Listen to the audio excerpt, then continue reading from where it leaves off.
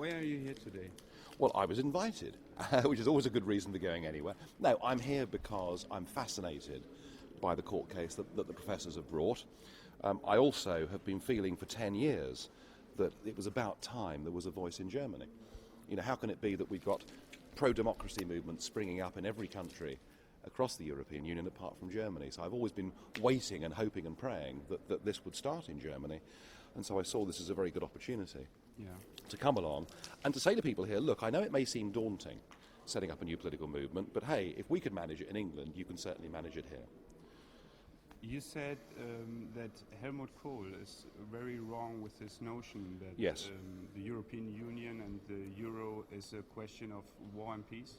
Yes, I mean, look, the analysis that people like Kohl have come up with is that the existence of nation states caused war, and therefore, if we eradicate nation states, it'll give us peace. That is the whole basis upon which Kohl believed in the European project. And whilst I know that he was sincere in that belief, the price he was prepared to pay for that was to sacrifice democracy and to sacrifice national identity.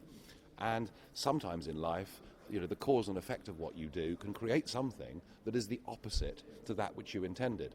And it is my contention, as I perhaps somewhat controversially put in that speech, that if you look at Yugoslavia, that was supposed to be a recipe for stopping small nations fighting with each other, and in fact has led to the most awful and still ongoing in some ways war. So to me, a much better thing for Kohl and others to have fought for would have been to fight to maintain stable democracies, because history shows us that stable democracies do not go to war with each other. Yeah. But I mean, it's heavy stuff, but it's very important. You said too that the European Union is not just undemocratic, but Anti-democratic. Yes, and I really feel that, and I mean it. I mean it. They hate democracy.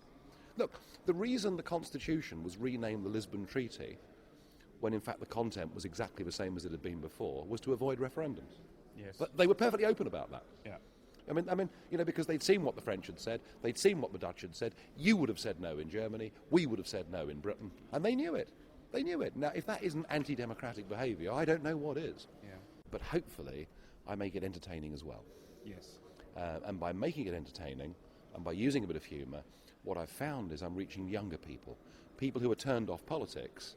But if you make it interesting, young people go on the computer and look at it, and then they might laugh to begin with at some of it, but it gets them thinking about the arguments, and that's really important. Yeah.